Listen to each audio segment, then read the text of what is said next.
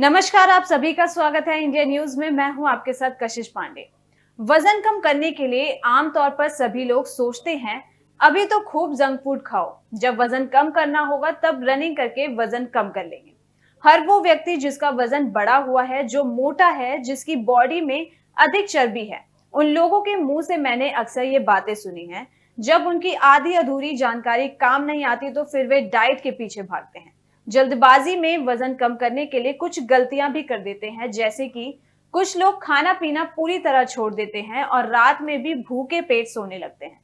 तो वहीं कुछ लोग इतना वर्कआउट और कार्डियो करते हैं कि वे अपना मसल्स लॉस कर बैठते हैं। कुछ लोग हमेशा कंफ्यूज ही रहते हैं कि उन्हें मसल्स बिल्डिंग करनी है या फैट लॉस करना है। तो वहीं कुछ लोग इंटरनेट से बिना जांच पड़ताल करके अपने लिए कोई भी डाइट फॉलो करने लगते हैं जो उन्हें लगता है कि वो हेल्दी होगी। तो आप सबको बताना चाहूंगी कि आपको वजन कम करने के लिए सबसे ज्यादा जिस चीज की जरूरत है वो है डाइट।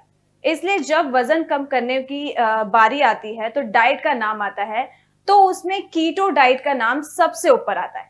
इसलिए आज मैं आपको कीटो डाइट के बारे में सारी इंफॉर्मेशन बताऊंगी जो आपको जानना बहुत ही ज्यादा जरूरी है। जैसे कि कीटो डाइट क्या है और कीटो डाइट क्या होना चाहिए। तो सबसे पहले हम बात करेंगे कि आखिर कीटो डाइट क्या होती है। कीटो डाइट को ketogenic diet, low carb diet, low carb high fat diet आदि नाम से भी जानते हैं। नॉर्मल डाइट में प्रोटीन कार्ब होता है, तो वहीं प्रोटीन काफी कम होता है और फैट मीडियम होता है, जिस कारण अधिकतर लोग अनहेल्दी रहते हैं। लेकिन वहीं दूसरी ओर कीटो डाइट में सब कुछ उल्टा होता है। इसमें कार्ब की मात्रा सबसे कम, फैट की मात्रा सबसे अधिक और प्रोटीन की मात्रा फैट और कार्ब के बीच में होती है।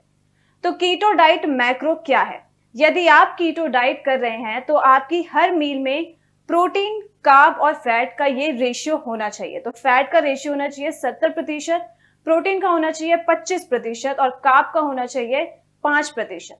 हमारी बॉडी को कार्ब से एनर्जी मिलती है, ये बिल्कुल सही है। बॉडी में कार्ब्स ना होने पर फैट से एनर्जी मिलती है, और यदि आपके शरीर में फैट भी नहीं होता तो आपके मसल्स को बर्न करके आपकी बॉडी को एनर्जी देती है।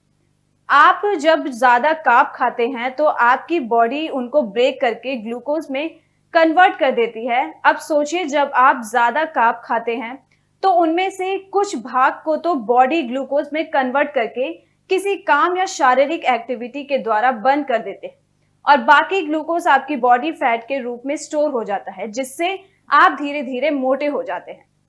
कार्ब को ग्लूकोज में कन्वर्ट करना आपकी बॉडी के लिए सबसे आसान काम होता है। आपको वजन कम करने के लिए इस ग्लूकोज को कम करना होगा, और ग्लूकोज बनता है कार्ब से, तो इसका सीधा सीधा मतलब है आपको कार्ब्स की मात्रा कट करनी होगी। कीटो डाइट में आप जब कार्ब लेना बंद कर देते हैं तो आपकी बॉडी को आपको एनर्जेटिक रखने का जो दूसरा जरिया बचता है वो है फैट। ऐसे में आपके लीवर में कीटोन्स बनने लगते हैं और आपकी बॉडी कीटो स्टेज में पहुंच जाती है, और आपकी बॉडी सेकेंडरी एनर्जी सोर्स यानी फैट को बर्न करके आपको एनर्जी देती है, क्योंकि उसे पता होता है कि आप कार्ब्स लेना बंद कर चुके हैं। आपके शरीर में जमा हुआ फैट आपकी स्टोर्ड एनर्जी है, और कीटो स्टेज में आपकी बॉडी आपकी उसी स्टोर्ड फैट को बर्न करेगी, और ऐसा आपको फैट लॉस होगा, वेट लॉस होगा और धीरे धीरे आप लीन होने लगेंगे।